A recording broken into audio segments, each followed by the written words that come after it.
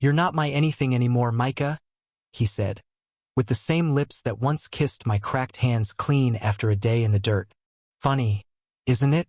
How a man can love you in the mud, then hate you in marble halls. It started with the heat, both the sun's and his. Texas doesn't play nice in summer, and neither did we. The year was 2017, and the days bled together in a blur of hard work, dust, and the kind of closeness born only out of survival. I met Ellis when I was 17 and broke in every way a boy could be. No mom. No dad. No job. Just a busted bike, a backpack with 3 shirts, and a scar under my eye from someone who taught me early that love had fists. Ellis was 20, already working the cotton fields in Abilene like his life depended on it, which it did. His daddy drank away their farm, and he'd been clawing at debt since he was 16. We became roommates by accident, lovers by necessity, and soulmates by something bigger than us. "You can sleep on the floor or the bed. Your call," he said the first night I moved in. I chose the floor. By the third night, I was in his arms, both of us pretending the thunder outside was the only thing making us shiver. We didn't say, "I love you."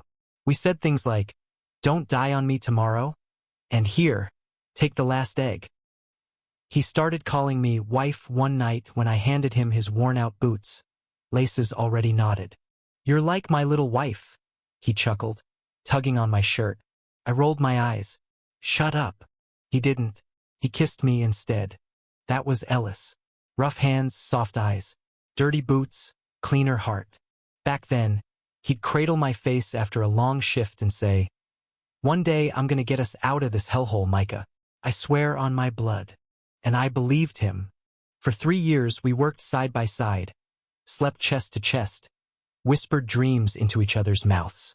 We shared everything from soap to sorrow. Then came oil. Not the kind in fryers, but black gold. Ellis struck it on a dry patch of his granddad's forgotten land. It started as a flukesome government guy poking around, offering contracts, big talk. I remember Ellis rushing home, eyes wide, waving a check.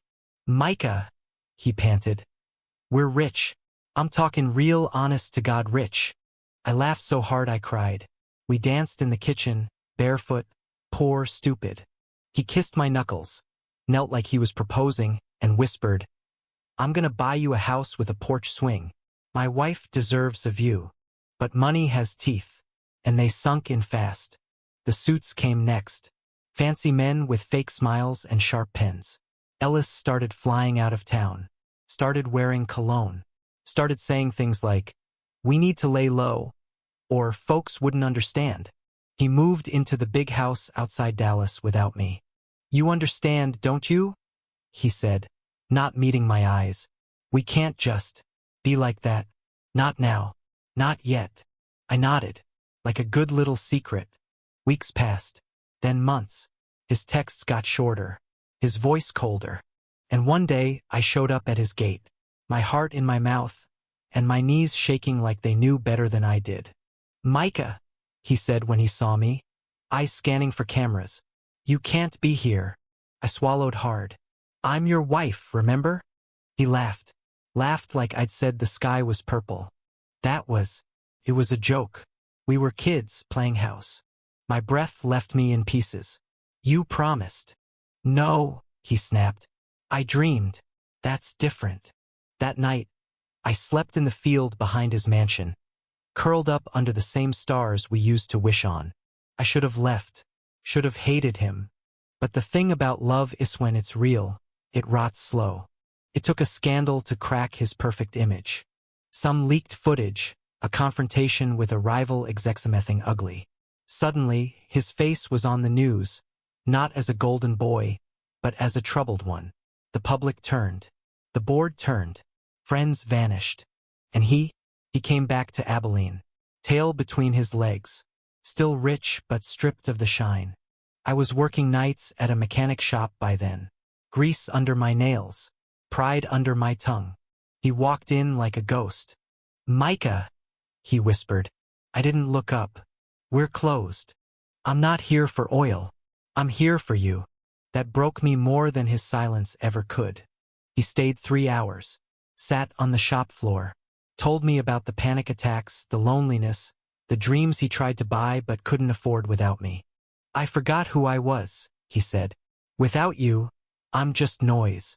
I stared at him, at the boy I once loved, now a man on his knees. I called you wife when I had nothing, he said, voice cracking. But I should have married you when I had everything. Silence filled the room like smoke. Then I reached out, not because he deserved it, but because I still loved the version of him that held my hand in the dark. That night, we didn't make promises. We made pancakes. We sat on my broken porch, eating off paper plates, barefoot again, just like before. Micah, he said between bites, can we start over? I looked at him, at the boy who broke me, at the man who came back, and I said, only if I get a new title. He smiled, eyes wet. Husband. I smirked. No. Boss. We laughed, and this time it felt real. So no, we didn't end up in a castle. We didn't ride off into sunsets on golden horses. But we built a small home, planted tomatoes, adopted a mutt with one eye. Sometimes love doesn't need chandeliers. Sometimes it just needs forgiveness. And pancakes. Thank you for listening. Don't forget to like and subscribe to stay updated with the latest videos.